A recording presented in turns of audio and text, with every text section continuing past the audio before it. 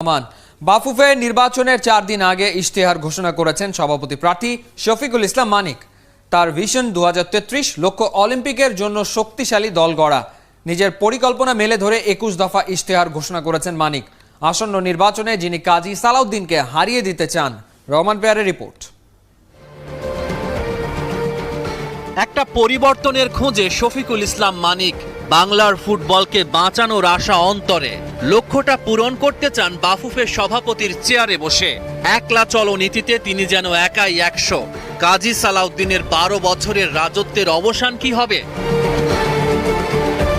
শফিকুল ইসলাম মানিকের নির্বাচনী ইশতেহার ঘোষণায় অনাড়ম্বর আয়োজন। এই সভাপতি প্রার্থীর পাশে কেবল সাবেক ফুটবলার সাব্বির।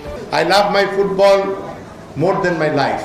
প্রতিশ্রুতির ফুল ঝুড়িতে 36 দফার ইশতেহার দিয়েছিলেন কাজী সালাউদ্দিন। জবাবে শফিকুল ইসলাম মানিকের 21 দফা। সাবেক ফুটবলার ও কোচের ইশতেহারে আছে ভিশন 2033, যেখানে লক্ষ্য থাকবে অলিম্পিকের জন্য শক্তিশালী দল গড়ে তোলা। সালাউদ্দিন ভাই বিতর্কিত একটি কারণেই, কাজের কারণে। সালাউদ্দিন প্লেয়ার, সালাউদ্দিন বিতর্কিত না, কাজের সালাউদ্দিন বিতর্কিত। স্টার প্লেয়ার দেখতে পাবেন, স্টার লাইক সাব্বির, বেটার দেন সাব্বির, এই ধরনের প্লেয়ার আমরা তৈরি করার জন্য চেষ্টা করবো। এই জন্যই 12 বছর সময় নিয়েছি যে তৈরি কর, প্রাতিষ্ঠানিক বলেছি আমি কথাটা। তৃণমূলের ফুটবলকে প্রাধান্য দিয়েছেন সালাউদ্দিনের প্রতিদ্বন্দ্বী। জাতীয় পর্যায়ে বঙ্গবন্ধু তনয় শেখ জামালের নামে প্রতি বছর অনূর্ধ্ব 17 টুর্নামেন্টের প্রস্তাব রাখা হয়েছে মানিকের ইশতেহারে। আছে ঘরোয়া টুর্নামেন্টের বাস্তবায়নযোগ্য ক্যালেন্ডার কঠোরভাবে মেনে চলার প্রতিশ্রুতি। ফার্স্ট ডিভিশন লিগ ঠিক মতো হয় না, পাইনিয়ার লিগ ঠিক মতো হয় না, স্কুল ফুটবল ঠিক মতো হয় না, জেলা লিগ ঠিক মতো হয় না। এই জন্য এই রুটিন ওয়ার্কটাই আমি আমার ইশতেহারে নিয়ে আসছি। নির্বাচিত হলে জাতীয় দলের ফুটবলারদের বেতন কাঠামো তৈরি করতে চান মানিক। আর্থিক অনিয়মের বিরুদ্ধে জিরো টলারেন্স নীতিতে বিশ্বাসী তিনি। ঘরোয়া ফুটবলে পাতানো খেলা চিরতরে বন্ধ করার ব্যবস্থা নেওয়ার প্রতিশ্রুতি দিয়েছেন। সালাউদ্দিন ভাই ওই প্যানেলে আছেন, ওনাকে অনেক উনি যদি ব্যর্থতা তো ওনার স্বীকার করেন না, তো এক্সিকিউটিভ বোর্ড তো অনেক আছে যারা সফল ভাবেন না তাকে, তো তারা কোথায় যাবেন? তারা নিশ্চয়ই বেছে নেবেন। এই বেছে নেওয়াটা হয়তো আমাদের মধ্যে থেকে একজনকে নেবেন। 3 অক্টোবর অনুষ্ঠিত হবে বাফুফের নির্বাচন। সভাপতি পদের জন্য মানিক লড়বেন সালাউদ্দিনের সঙ্গে। ব্যালট পেপারে বাদল রায়ের নামও থাকবে। রহমান পেয়ার, 71। আবারও বাংলাদেশকে বিশ্বকাপ ফুটবলে খেলানোর স্বপ্ন দেখছেন একজন। তবে সেই স্বপ্নবাজ বাফুফে সভাপতি কাজী সালাউদ্দিন নন। তিনি বাফুফে নির্বাচনে বর্তমান বাফুফে বসের সম্মিলিত পরিষদের সহ সভাপতি প্রার্থী আতাউর রহমান ভূঁইয়া মানিক। বলছেন, কখনো বিশ্বকাপে খেলতে চাইলে স্বপ্নটা দেখতে হবে আজই। নির্বাচনে জিতলে এই লক্ষ্যেই বাফুফেতে কাজ করবেন তিনি। উপলব্ধির রিপোর্ট। 12 সালে বলেছিলেন 2022 বিশ্বকাপে খেলার টার্গেটের কথা। তবে ওই বক্তব্য কথার কথাই রয়ে গেছে। বাস্তবে সাব চ্যাম্পিয়নশিপের ফাইনালেও যেতে পারেনি বাংলাদেশ ফুটবল দল। বিশ্বকাপ স্বপ্ন পূরণে দরকার মজবুত ভিত, প্রয়োজন সঠিক দিক নির্দেশনা। এবারে অসম্ভব কাজটাকে সম্ভব করার মিশনে নেমেছেন রাজধানী ঢাকার রাস্তাগুলোর সেতু বন্ধনকারীদের একজন ব্যবসায়ী আতাউর রহমান ভূঁইয়া মানিক। 3 অক্টোবর বাফুফে নির্বাচনে তিনি সহসভাপতি পদের প্রার্থী। ফুটবলের মূল লক্ষ্যই বিশ্বকাপ। আমারই আশা থাকবে না কেন? আমার অবশ্যই আশা থাকবে। এই বিশ্বকাপে যাওয়ার জন্য আমার যা প্রয়োজন, এটা আমি 1 দিন 2 দিন 1 বছর 2 বছরে পারবো না। কিন্তু আমাদেরকে ওই টার্গেট মাথায় নিয়ে এখন থেকেই আমাদের প্লেয়ার তৈরি করতে হবে, আমাদের ইনফ্রাস্ট্রাকচার লাগবে, আমাদের শক্ত কোচ, আমাদের সেরকম টেকনিক্যাল টিম এখন থেকেই দিতে হবে। ফুটবল ফেডারেশন নির্বাচনে আছেন হেভিওয়েট সব প্রার্থী যারা দেশের ফুটবলের সাথে জড়িয়ে আছেন বছরের পর বছর ধরে। সেই তুলনায় এক প্রকার নতুন মুখ মানিক। এতদিন কাজ করেছেন পেছন থেকে, এখন থেকে তিনি ফুটবলের ফ্রন্টলাইন যোদ্ধা। আমি ছোটোখাটো টিমের সাথে সম্পৃক্ত ছিলাম। পিছন থেকে আমি ফুটবল ফেডারেশনের মহিলা দলকে আমি চেষ্টা করেছি, যদি কোনো কন্ট্রিবিউশন আমার রাখা যায় সেটা আমি চেষ্টা করেছি। তো সেটা যদি পাশাপাশি থেকে, অর্থাৎ তাদের টিমের সাথে থেকে কাজ করতে পারি, তাহলে আমার মনে হয় আরও ভালো কিছু করতে পারবো। সহসভাপতি 4টা পদে দাঁড়িয়েছেন 8 জন প্রার্থী। এবারের নির্বাচনে সবচেয়ে বড় চ্যালেঞ্জ এখানেই, জিতলে সেরা কাজটা করতেই হবে। আমার এমন কোনো বিশেষত্ব নাই যে বিশেষত্ব দেখে ভোটাররা আমাকে ভোট দিবে, কিন্তু আমার মনে হয় যে ভোটাররা চায় যে এখানে ফেডারেশনে কিছু লোক থাকা দরকার যাদেরকে ভোটাররা সবসময় পাবে, বিশেষ করে ডিস্ট্রিক্ট বা ক্লাবগুলা প্রয়োজনে একটা স্পন্সর পাবে, তাদের একটা লিগ চালানোর জন্য যদি কোনো আর্থিক সহযোগিতা চায় তারা পাবে, ক্লাবগুলা তাদের দল গঠনের সময় একটা লোককে পাশে পাবে। আমার ধারণা যে তারা এরকম লোকই চায়। তো এরকম লোক যে আমি একা তা কিন্তু না, এখানে প্রার্থী আমাদের অনেকেই আছে, তার মধ্যে তারা নিশ্চয়ই চুজ করবে যে কাকে হইলে তাদের আগামী 4 বছর তাদের পাশে থাকবে, তাদের পিছনে দাঁড়াবে, এরকম লোকই তারা চুজ করবে। বরাবরই বাফুফের আর্থিক সংকটের হাউতাস মোটেও মনে ধরেনি মানিকের।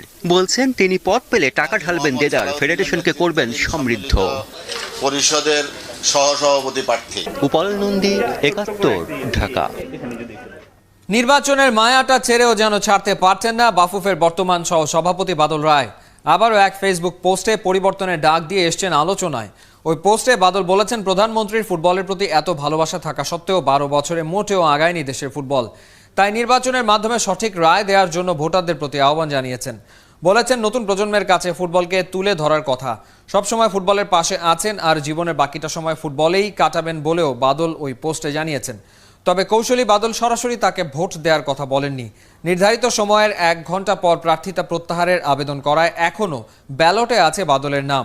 আর সেই সুযোগেই বারবার নির্বাচনী প্রেক্ষাপটে ঘুরে ফিরে আসছেন বাদল। বাংলাদেশও এখন চোখে চোখ রেখে কথা বলতে পারে, নিজেদের অবস্থান ধরে রাখতে সিরিজ বাতিল করতে পারে। শ্রীলঙ্কার মাসখানেকের টালবাহানা পাত্তাই দেয়নি বিসিবি, যার কারণে লঙ্কানদের কড়া মাসুল গুনতে হতে পারে। ডিসেম্বরে বাংলাদেশ সফর অনিশ্চিত হয়ে যেতে পারে। তার আগে লঙ্কান প্রিমিয়ার লিগে বাংলাদেশের ক্রিকেটারদের সার্ভিস মিস করতে পারে শ্রীলঙ্কা। এতেশাম সবুজের রিপোর্ট। হয়তো আমরা হয়তো আগামী মাসের 7 থেকে 10 তারিখের মধ্যে আমরা যেতে পারি। দেখি শ্রীলঙ্কা সরকার শ্রীলঙ্কা বোর্ডের মাধ্যমে কিভাবে এই গাইডলাইনটাকে অ্যামেন্ড করে।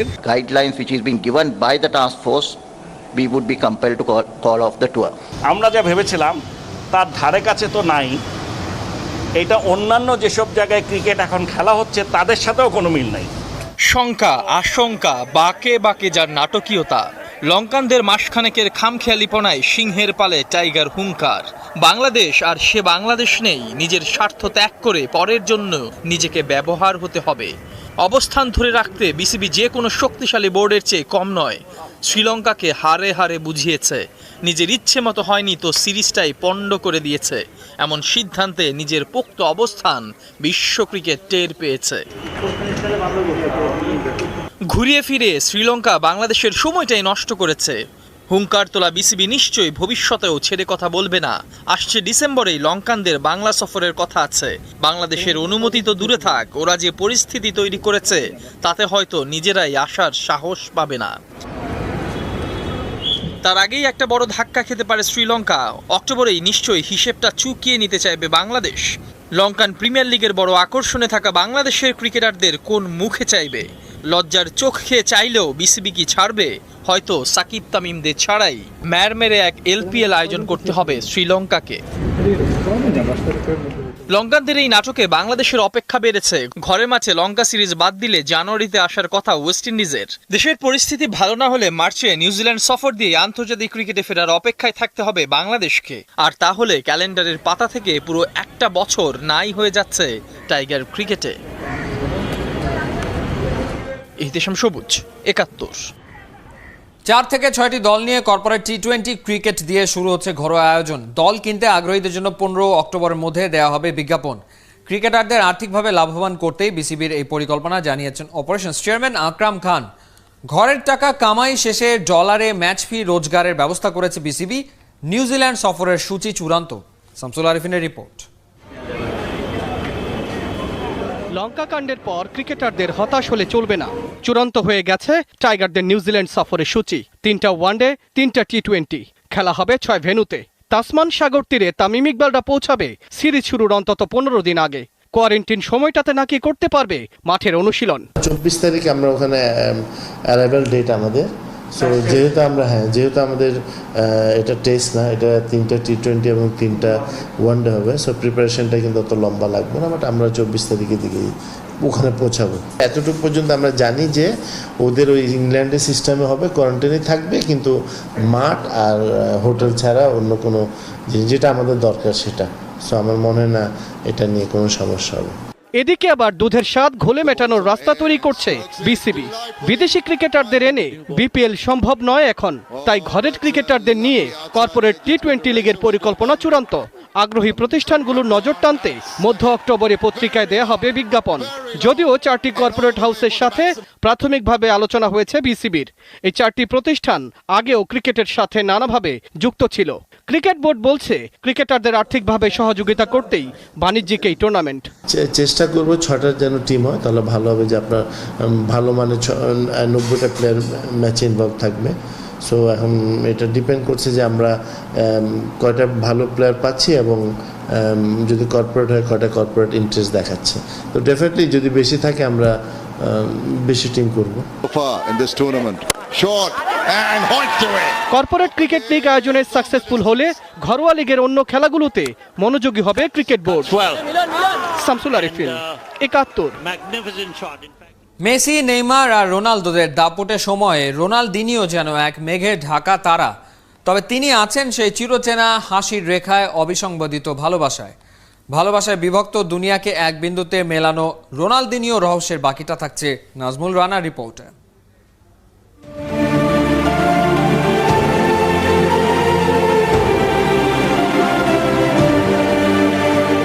দিনের বিপরীতে যেমন রাত, আধারের বিপরীতে তেমন আলো।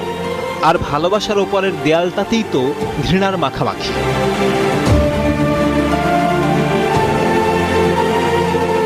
এ যেন এক বাইনারি অপোজিশনের খেলা। আর সেই খেলার ঘরে রোনালদোর বিপরীতে দাঁড়িয়ে যান মেসি, আর মেসির বিপরীতে নেইমার। এভাবেই বেড়ে ওঠে লাভার্স আর হেটার্সের বিশাল বহর। পাড়ার মাঠ থেকে বিশ্বের ময়দান, সব জায়গাতেই চলে পছন্দ অপছন্দের ছক কষাকষি। ব্রাজিল সমর্থক মানেই তো জন্মগতভাবে মেসি বিদ্বেষী, আর আর্জেন্টিনা মানে নেইমারদের ভালো বলা বারণ। কারণে অকারণে চলে তুলনার বাড়াবাড়ি, তর্কের পর চলে কুতর্ক। কে আসলে সেরা, পেলে নাকি মারাদোনা? তবে রোনালদিনিওর মতো কেউ কেউ আছেন যারা ঘৃণা আর বিভক্তির ঊর্ধ্বে উঠে যান। সব দ্বন্দ্বের বাঁক পেছনে ফেলে মানুষের গানটাই গান, তাই মানুষের ভালোবাসাও পেয়ে যান অফুরান।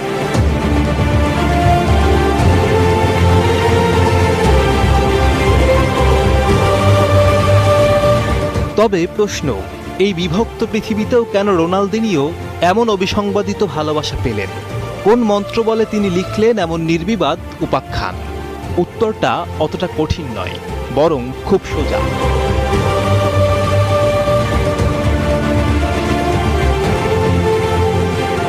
পায়ের ছন্দে মাঠ মাতানো রোনালদিনিও মানুষের মন মাতিয়েছেন উদযাপনে। হাসিতে খুশিতে তিনি উপভোগ করেছেন সবুজ মাঠের প্রতিটা মুহূর্ত। আর এমন জীবনধারাতেই গেঁথে গেছেন একটা ভুবন।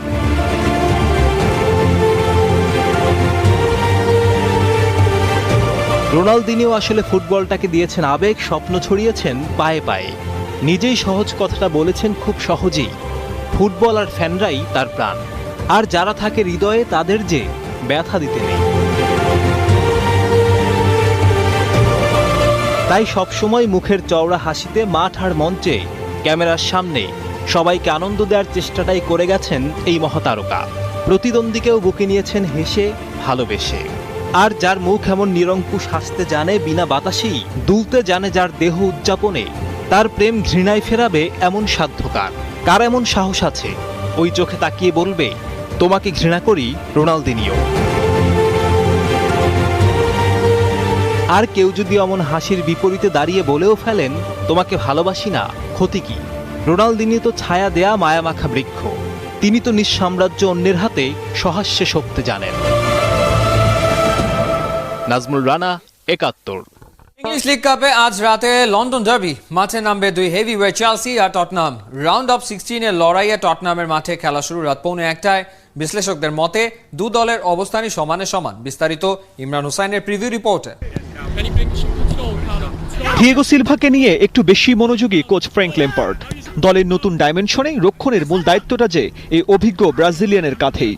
ব্লু বসের নিউ সাইনিংয়ে আক্রমণ ক্ষুরধার হলেও রক্ষণ দুর্বলতা এখনো স্পষ্ট।